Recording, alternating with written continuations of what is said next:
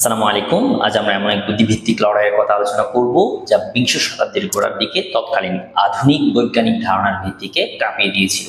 আমরা এমন এক মনীষীর দিকে দৃষ্টি দিব যিনি ছিলেন একাধারে মুফতি, ধর্মতত্ত্ববিদ, কবি, আইনজ্ঞ এবং একই সাথে একজন এশীয় বিজ্ঞানী। তিনি হলেন ইমাম আহমদ রেজা খান বেরলভী আলাইহির রহমান। দেখছেন ফয়সালস একাডেমি, সাথে আছে আমি ফয়সাল মাহমুদ চৌধুরী। চলুন শুরু করা যাক। পাশ্চাত্যের বিজ্ঞান যখন বিশ্বজুড়ে তার প্রভাব বিস্তার করছে, কোপার্নিকাস, গ্যালিলিও এবং নিউটনের তথ্যগুলো যখন শিক্ষা ব্যবস্থার মূল ভিত্তি, ঠিক সেই মুহূর্তে ইমাম সাহেব রহমতুল্লাহ আলাই তার অবিস্মরণীয় গ্রন্থ ফাউজুল মুবিন তার রদ্দে হারাকাতে জমিন নিয়ে হাজির হলেন। কিতাবের নাম থেকে এর মূল সুর বোঝা যায়, পৃথিবীর গতির খণ্ডনে সুস্পষ্ট বিজয়। এই কিতাবটি কোনো ফতোয়ার কিতাব নয়, এটি ছিল বিজ্ঞানকে বিজ্ঞানের আদালতে দাঁড় করানোর এক ঐতিহাসিক দলিল। বিংশ শতাব্দীর গোড়ার দিকে কোপার্নিকাস, গ্যালিলিও ও নিউটনের পৃথিবী গতিশীলতার তথ্যটি শিক্ষা ব্যবস্থায় প্রায় একনিষ্ঠ সত্য হিসেবে প্রতিষ্ঠিত ছিল। ইমাম সাহেব রহমতুল্লাহ আলাই লক্ষ্য করলেন, এই তথ্য মুসলমানদের আকিদা বিশ্বাস এর মূল ভিত্তি অর্থাৎ কোরআন ও হাদিসের সুস্পষ্ট ব্যাখ্যার সাথে সাংঘর্ষিক।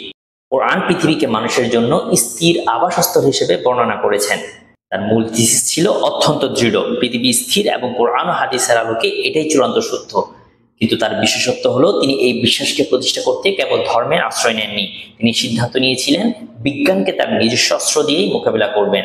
তিনি প্রমাণ করতে চেয়েছিলেন যে পৃথিবীর স্থিরতার ধারণা কেবল ঐশিক জ্ঞান নয়, বরং বস্তুগত বিজ্ঞান এবং যুক্তিবিদ্যা দিয়েও এই গতিশীলতার তথ্যের ত্রুটি প্রমাণ করা সম্ভব। ফাউজুল মুবিনের সবচেয়ে উল্লেখযোগ্য দিক হলো এতে পৃথিবীর গতির বিরুদ্ধে 105টি সুসংগঠিত বৈজ্ঞানিক যুক্তি ও প্রমাণ উপস্থাপন করা হয়েছে। এই যুক্তির মাধ্যমে তিনি দেখান, যদি পৃথিবী সত্যি গতিশীল হতো তবে পদার্থবিজ্ঞানের সূত্র অনুযায়ী এমন সব অস্বাভাবিক ঘটনা ঘটা উচিত যা আমরা বাস্তবে ঘটতে দেখি না। উদাহরণ হিসেবে তিনি উপস্থাপন করেন, যদি পৃথিবী তার অক্ষের উপর অবিশ্বাস্য গতিতে ঘোরে, তবে কেন আমরা কোনো বস্তু সোজা উপরে ছুড়ে দিলে তা সামান্যতম বিচ্যুত না হয়ে ঠিক হাতে ফিরে আসে? কেন একটি উড়ন্ত পাখি বা মেঘ মুহূর্তের মধ্যে হাজার মাইল পেছনে ছিটকে যায় না? বৈজ্ঞানিক ব্যাখ্যায় এর সন্তোষজনক সমাধান না থাকায় ইমাম সাহেব রহমতুল্লাহ আলাই যুক্তি দেন, এই স্থিরতাই পৃথিবী স্থিরতার প্রমাণ।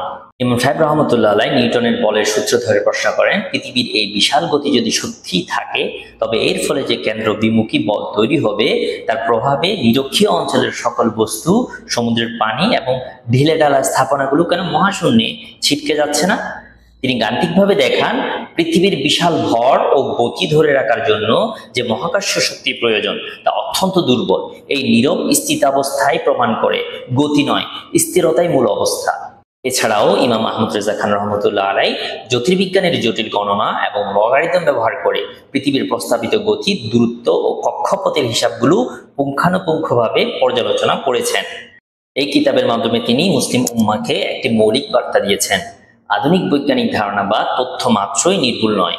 যেখানে ঐশী জ্ঞানের সাথে তার সংঘাত হবে, সেখানেই একজন মুসলিম পণ্ডিতের উচিত হবে গভীর জ্ঞান, প্রখর যুক্তি এবং গবেষণামূলক সাহসের সাথে সেই ধারণাটিকে চ্যালেঞ্জ জানানো। তার এই বৈপ্লবিক কাজ প্রমাণ করে ইসলামিক জ্ঞান বিজ্ঞান আধুনিক বিজ্ঞান থেকে পিছিয়ে নয়, বরং তা আধুনিক বিজ্ঞানের পদ্ধতি ব্যবহার করে তার সীমাবদ্ধতাকে চিহ্নিত করতে সক্ষম। ফাউজুল মুবিন শুধু পৃথিবীর গতি খণ্ডন করেনি, এটি মুসলিম বুদ্ধিভিত্তিক জগতে আত্মবিশ্বাস ও জ্ঞানের শ্রেষ্ঠত্ব পুনঃপ্রতিষ্ঠা করেছে। শেষ করছি, তবে একটি প্রশ্ন রেখে যাচ্ছি, যদি নিউটন বা গ্যালিলিওর মতো বিজ্ঞানীরা আজ ইমাম সাহেবের দেওয়া এই 105টি বৈজ্ঞানিক যুক্তির মুখোমুখি হতেন, তবে পৃথিবীর গতিশীলতার তথ্যটি কি আজও প্রতিষ্ঠিত সত্য হিসেবে টিকে থাকতে পারত? এই প্রশ্নের উত্তর এবং আপনার নিজস্ব মতামত আমাদের কমেন্ট বক্সে জানাতে ভুলবেন না। আমাদের সাথে থাকুন এবং সত্যের সন্ধানে যুক্ত থাকুন।